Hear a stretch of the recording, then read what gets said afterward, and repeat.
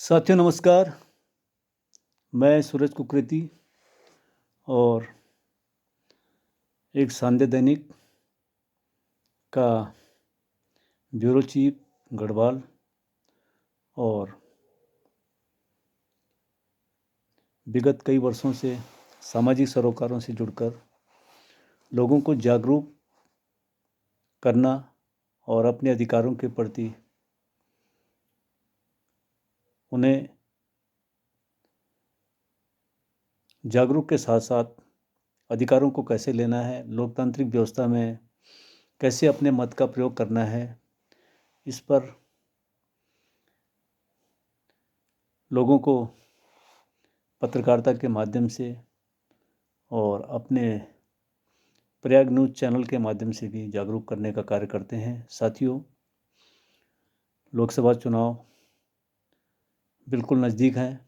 कुछ ही दिनों के अंदर आदर्श चुनाव संहिता भी लग जाएगी और सभी ने मतदान का प्रयोग करना है और अधिक से अधिक मतदान करना है। खास बात यह है कि आज लोकतांत्रिक व्यवस्था में पूरे देश को नशे में झोंका जा रहा है।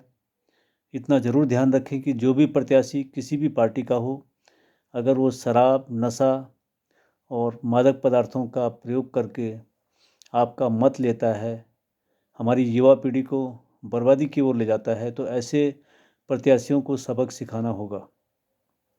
आज बहुत चिंता की बात है, उत्तराखंड एक छोटा सा राज्य है, हिमालयी राज्य है और यहाँ के लोग जो सदियों से ही हिमालय की तरह कूल और बहुत सौम्य और सादगी से जीवन जीने वाले रहे हैं। लेकिन आज़ादी के बाद यहाँ के लोगों को, उत्तराखंड के लोगों को, जिसमें 2 मंडल हैं, कुमाऊं मंडल और गढ़वाल मंडल, दोनों को नशे में झोंकने का काम जो राज्य में सरकारें बनी हैं, उत्तराखंड में सरकार बनी है, चाहे वो केंद्र सरकार बनी हो, चाहे वो राज्य सरकार संयुक्त प्रांत के दौर से उत्तराखंड को 6 राज्यों की शराब की मंडी एक बाज़ार के रूप में विकसित करने का कार्य किया और उत्तराखंड का आदमी आज नशेड़ी बनकर बर्बादी के कगार पर है।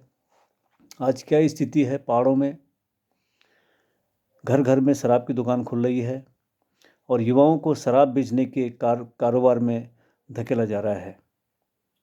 मेरा युवाओं से भी सवाल है कि वो कुछ अपनी बुद्धि का, अपने पढ़े लिखे होने का, अपनी सोच का परिचय दें और आज जो ठग प्रपंच की राजनीति हो रही है, धर्म जाति के नाम पर लोगों को लड़ाया जा रहा है, इस पर भी लोगों को ध्यान देना होगा। खासकर मैं हिंदू और मुस्लिम दोनों समाज के लोगों से भी अनुरोध करता हूं कि धर्म के नाम पर लड़ना बंद करिए और अच्छी शिक्षा के लिए लड़िए। सरकार से अच्छी शिक्षा लीजिए। एक पैटर्न की शिक्षा देश में होनी चाहिए। आपके सामने दुनिया में एग्जाम्पल है, इजराइल एक छोटा सा देश है, कितनी बड़ी उसके पास तकनीकी है, कितने पढ़े लिखे लोग हैं, कितने ज्ञानवान हैं। तो धर्म के अंधे जाल से बाहर निकलिए। ये मुल्ला और पंडित तमाम जो इस तरह के लोग हैं, इसमें अधिकांश लोग गलत हैं, जो सिर्फ समाज को ठगने का काम कर रहे हैं, लोगों को लड़ाने का काम कर रहे हैं धर्म के नाम पर। तो अच्छी शिक्षा ग्रहण करिए। हिंदू और मुसलमानों में जो पढ़े लिखे लोग हैं, समझदार लोग हैं, अच्छे पैसे वाले लोग हैं, वो न मदरसे में पढ़ाई कर रहे हैं, न शिशु मंदिरों में पढ़ाई कर रहे हैं। ये बहुत गंभीरता का विषय है और तकनीकी, विज्ञान और इस तरह की शिक्षा से ही हम दुनिया के विकसित राष्ट्रों के बराबर आ सकते हैं। खाली बोलने से विकसित राष्ट्र भारत नहीं हो जाएगा।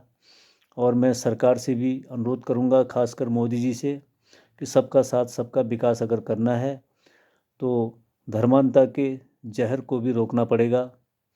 जो लोग जय श्री राम के नारे लगा रहे हैं और शराब पी करके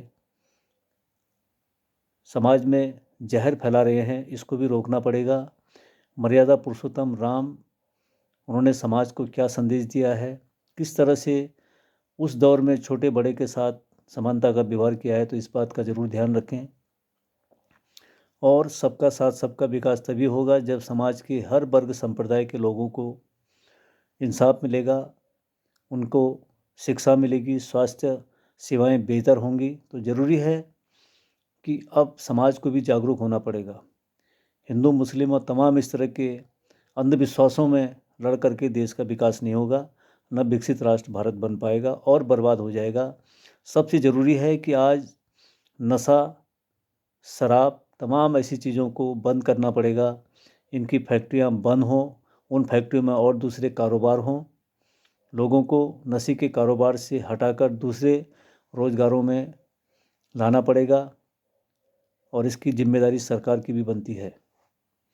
देश के दिवंगत पूर्व सीएम एम नंबूरीपाद, उनके जीवन से आज के नेताओं को शिक्षा ग्रहण करनी चाहिए। उन्होंने कभी भी केरला राज्य में राजस्व का साधन शराब को नहीं बनाया और उसी श्रेणी में हम नीतीश कुमार का भी बहुत सम्मान करते हैं कि उन्होंने बिहार के अंदर शराबबंदी रखी, शराब को राजस्व का साधन नहीं बनाया है। तो उत्तराखंड के धामी सरकार को, और धामी नहीं पूरे देश की सभी सरकारों को, खासकर केंद्र सरकार को इस बात का ध्यान रखना पड़ेगा कि हम आज के युवाओं को नशे में क्यों धकेल रहे हैं।